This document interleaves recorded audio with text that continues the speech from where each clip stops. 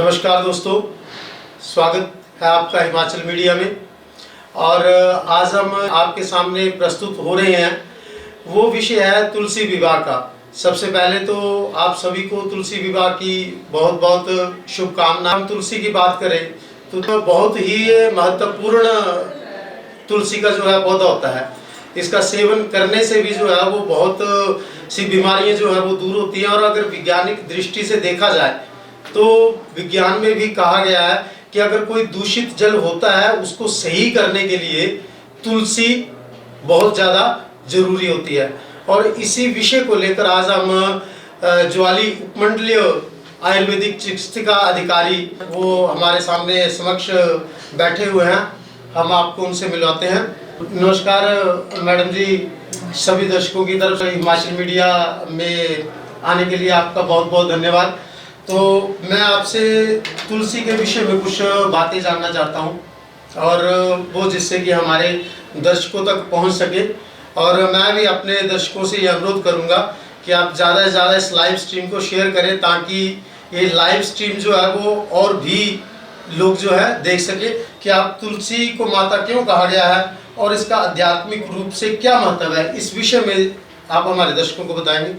सबसे पहले तो मैं हिमाचल मीडिया टीम की तरफ से आए हुए टीम का धन्यवाद करती हूँ और आप सभी को तुलसी विवाह की हार्दिक शुभकामनाएं देती हूँ। धन्यवाद करती हूँ कि आपने मुझे इस तुलसी की चर्चा के लिए मुझे चुना। तो सबसे पहले मैं बात करूँगी, आपने आध्यात्मिक रूप की बात की है। तो ग्रंथों में लिखा गया है कि समुद्र मंथन के समय जब मंथन हो रहा था तो कुछ अमृत की बूंदें गिरने से तुलसी का उदय हुआ, तुलसी पैदा हुई। तो मुझे लगता है कितनी अच्छी बात कही गई है, क्योंकि तुलसी सच में ही अमृत के समान है। इसको हम यदि मदर मेडिसिन ऑफ नेचर बोले या क्वीन ऑफ हर्ब्स बोले तो बहुत उपयुक्त है, क्योंकि जिसकी तुलना किसी से भी ना की जा सके वही तुलसी है। जैसे माँ बच्चे की देखभाल करती है, पोषण करती है, तुलसी वैसे ही हम हर प्राणी की देखभाल करती है, पोषण करती है। शायद इसीलिए इसे तुलसी माता का नाम दिया गया है। यहाँ तक कि गरुड़ पुराण में ये भी लिखा है कि जहाँ तुलसी होती है वहाँ यमदूत नहीं आते। तो मुझे लगता है शायद इसकी कोई गहरी बात यही है कि वहाँ कोई भी बड़ा रोग नहीं होता। बड़ा रोग नहीं होगा तो अपने आप मौत से हम दूर ही रहेंगे। तो इसी का शायद मैं इसको इसी तरह से रिलेट कर सकती हूँ आध्यात्मिक रूप से। और इसमें संजीवनी बूटी के समान गुण है और एक माँ की तरह पोषण है, तो शायद इसीलिए इसे तुलसी माता का नाम दिया है। मैडम, जैसे तुलसी का जो विवाह करवाते हैं आज के दिन, तो वो उसका जो है वो आधार क्या हो सकता है उसका विवाह करवाने का? मुझे ऐसा लगता है कि तुलसी विवाह करने का मेन मकसद वंश वृद्धि ही होना चाहिए, क्योंकि विवाह का मतलब ही वंश वृद्धि से है। तो शायद इसमें भी जो तुलसी विवाह करते हैं वो तुलसी का दान भी करते हैं। तो तुलसी का दान करते हैं तो तुलसी आगे से आगे बढ़ती जाती है और आगे से आगे उसका दान होता है, तो शायद उसकी वंश की वृद्धि होती है और हर घर में तुलसी पहुंच जाती है। शायद यही इसका कुछ उद्देश्य रहा हो तुलसी विवाह का, जहाँ तक मेरी समझ है। तो मैडम आप बताएंगे कि तुलसी में जो पौधा है तुलसी का, उसमें क्या क्या पाया जाता है? तुलसी तो क्वीन ऑफ हर्ब्स में आपको पहले ही कह चुकी हूँ। तुलसी में vitamin C, vitamin A, vitamin K, zinc, magnesium क्या नहीं है। तुलसी में सब कुछ है, परिपूर्ण है ये पौधा। और सबसे बड़ी बात, तुलसी का पौधा 24 घंटे ऑक्सीजन छोड़ता है और इसके जो इंग्रेडिएंट्स हैं वो सारा दिन वातावरण में एवोपरेट होते रहते हैं, वाष्पित होते रहते हैं। और तुलसी का जो अरोमा है, जो गंध है, वो हर वक्त वातावरण में उसके आसपास रहती है। और उसी का इफेक्ट जो है शायद ये होता है कि जहाँ तुलसी का पौधा होता है वहाँ कोई भी बैक्टीरिया, वायरस, जीवाणु, विषाणु या मच्छर, मक्खी इत्यादि भी नहीं आती। ये उसके अरोमा का ही इफेक्ट है शायद। तो मैडम, जैसे तुलसी कब और कैसे सेवन करना चाहिए उसका, इसका भी कोई होगा समय? तुलसी का सबसे आसान तरीका तो यही है कि उसके 5 पत्ते तोड़ लिए जाएं और 1 गिलास पानी में डाल के उसको खूब अच्छे से उसको उबालना है, काढ़ना है एक तरह से। और जब वो आधा रह जाए तो उसको हमने गरम गरम उसको पी लेना है। सुबह और शाम हम जैसे चाय पीते हैं, सुबह उठते ही हम चाय पीते हैं, तो उसकी जगह पे हम ये तुलसी का क्वाथ काढ़ा पी सकते हैं, और शाम को भी चाय के समय हम इसका सेवन कर सकते हैं। बाकी कई जगहों पे हम तुलसी के बीज भी सेवन करवाते हैं, कहीं कहीं हम तुलसी का जो रस निकाल के हम स्किन पे भी लगवाते हैं। तो ये हर एक उसमें थोड़ा अलग अलग हो जाता है। पर अभी कोरोना पीरियड में आपने तुलसी का काढ़ा बहुत पिया होगा, और वो रोग प्रतिरोधात्मक शक्ति को बढ़ाता है, इम्यूनिटी को बढ़ाता है। तो सबसे बड़ा इसका जो मेन जो चीज़ है वो रोग प्रतिरोधात्मक शक्ति ही बढ़ाना है। तो मैडम आपका बहुत बहुत धन्यवाद जो आपने इतना समय हमारे दर्शकों के लिए दिया।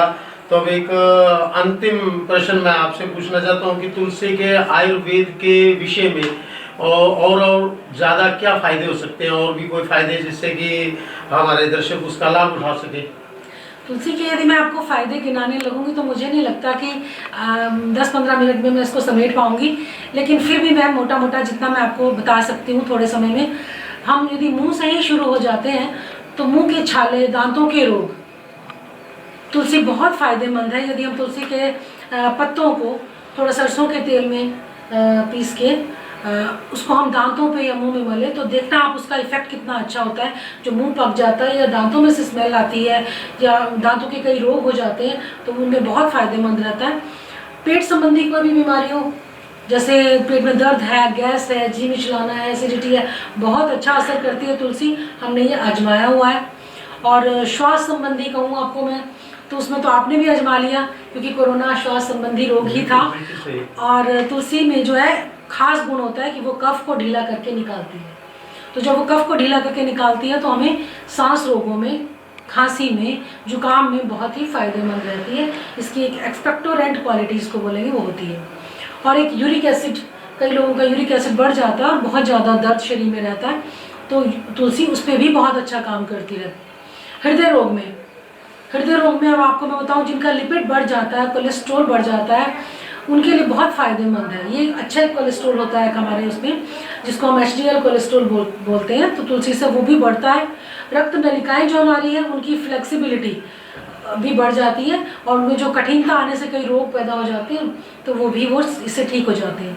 त्वचा संबंधी भी बहुत फ़ायदे हैं इसके। स्किन में यदि हम इसका रस लगाते हैं या उसको पीते हैं तो किसी भी तरह का फंगल इन्फेक्शन या कोई और स्किन का इन्फेक्शन जो है वो ठीक होता है। यौन रोगों में भी इसका फ़ायदा है। तुलसी के बीज हम लोग मिश्री के साथ देते हैं, बहुत फ़ायदेमंद रहता है।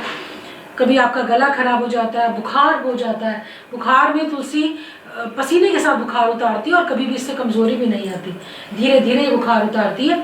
और किसी भी तरह का बुखार हो तो हमेशा फ़ायदेमंद रहती है। और पेन किलर भी है, इसकी दर्द निवारक क्षमता भी इसमें है। कुल मिला के तुलसी सच में माता है, और इसमें इतनी रोग प्रतिरोधात्मक शक्ति है, इतनी इम्यूनिटी आपकी बढ़ा देती है, एंटी कैंसरस प्रॉपर्टी है।